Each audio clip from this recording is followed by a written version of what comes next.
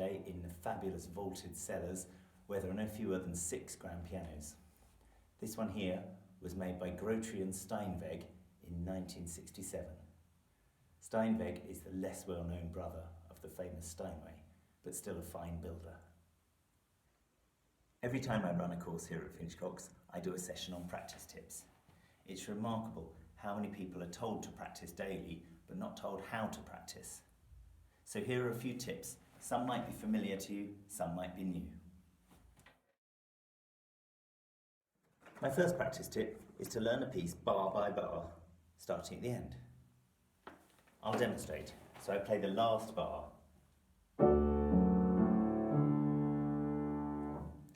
That was fine. Now I'll play the last 2 bars.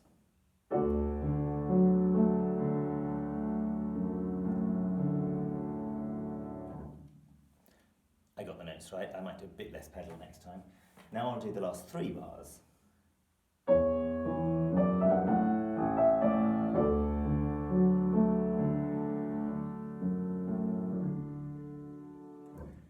Etc. The great thing about this method is that it makes you stop. You can't be tempted to play on after the last bar because there is nothing to play. If you do backwards practice systematically all the way through the piece, you'll find that you know the last bar really well. The first few bars less so, but imagine performing a piece and getting increasingly confident as the performance goes on. A slight variation on backwards practice is bus stop practice. Again, the idea is to make yourself stop and assess your playing really frequently. Choose a length of bus stop. I'm going to pick 2 bars. Here's the first 2 bars.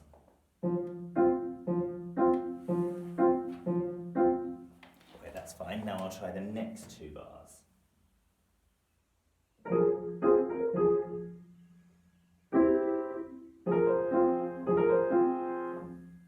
Little bit hesitant, so I'll try those 2 bars again.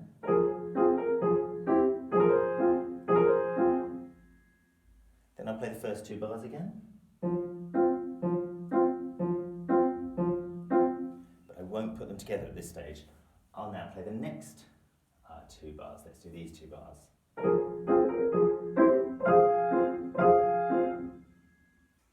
I'll work my way through the piece in 2-bar fragments, making sure I can play every section of the piece, and only then will I start playing in 4-bar fragments.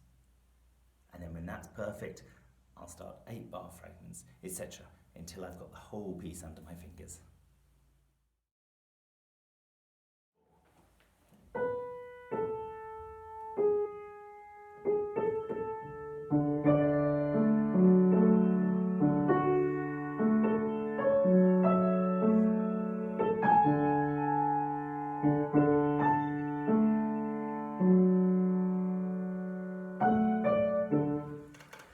Stand it when people are playing slowly but still getting wrong notes.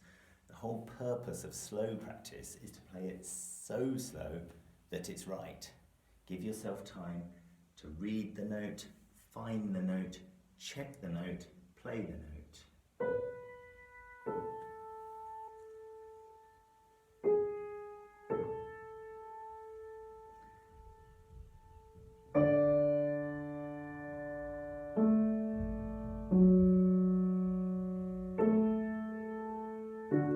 So slow things down even more, and please don't repeat any notes. Play them firmly, securely, because the purpose of slow practice is to read the notes and get them right before you start speeding things up. Some music lends itself to hand-separate practice. Contrapuntal music, that is music where each tune has its own melody, should definitely be practiced this way. I've been working on this Bach toccata recently, and it's a perfect example. The reason I practice hands separately is not because I can't play it hands together, it's because I want to listen to each part, and I want to imagine how a musician would play each part if he was only playing that part. A cellist would focus on this one line, a violinist would focus on this one line, and I need to play in such a way that both lines really sing.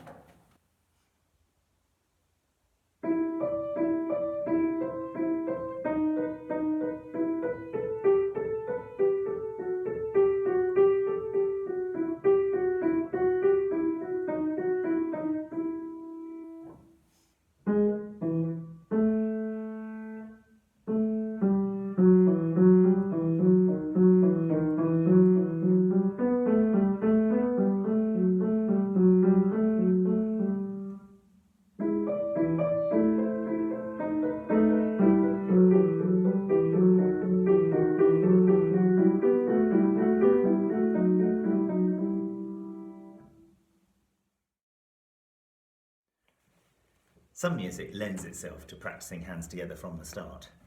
This bar of Poulenc, for example, I can't imagine spending any length of time practicing this hand separately.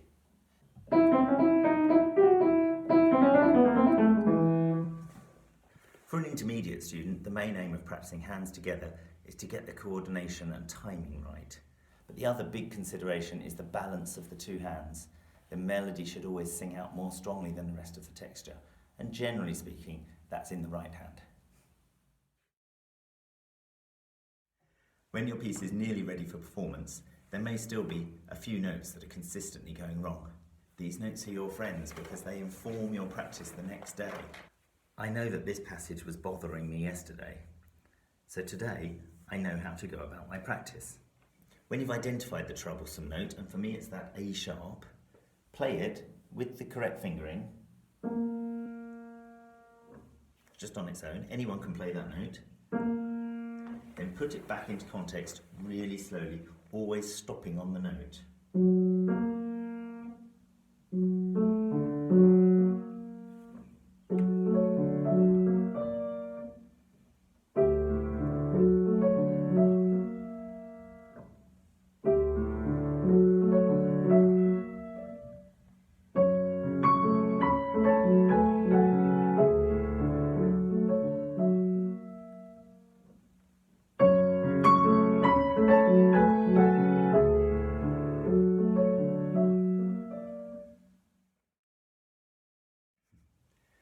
The Bach C major prelude is my favourite piece for demonstrating the benefits of changing the texture, rather than always playing like this.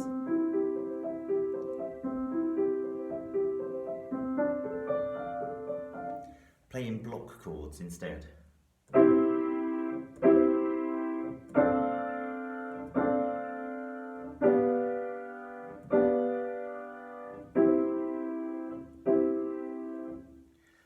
Suddenly it becomes much easier to memorise the piece, and the large-scale phrasing becomes clearer. If you have a particular technical issue, maybe a large stretch or a tricky thumb under, or you're struggling to get the balance of a chord right, then invent a game, invent a way of practicing that's slightly different from what's written on the page. This is the Brahms G minor ballad, and I'm struggling to get the melody to sing in amongst these big, thick chords. So instead of playing the chords like this, I'm going to hit the top note first and then play the rest quietly.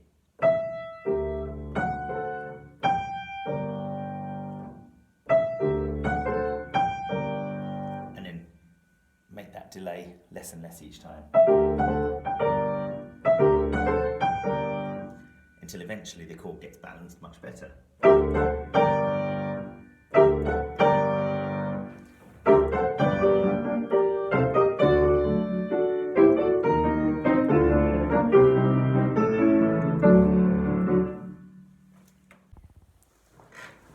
Another example from the same set of Brahms pieces is this awkward left-hand passage.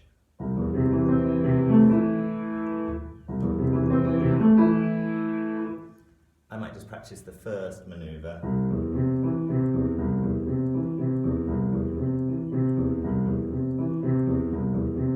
Again and again and again.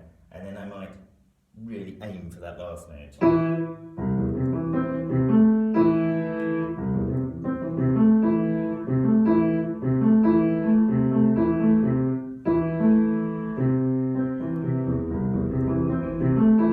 Might play the whole thing backwards.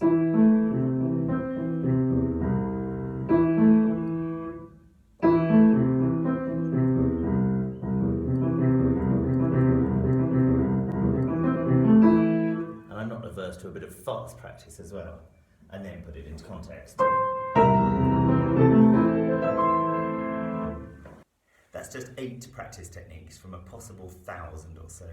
The purpose of all these techniques is to make you stop, listen, assess what you're doing, and correct things calmly and systematically. The secret to good practice is keeping calm, being ruthlessly efficient, but above all, being playful.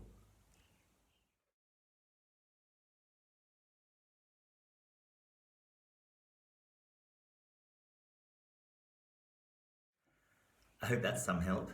Do look out for other topics in this series of intermediate videos, and I look forward to seeing you at a Finchcocks course soon.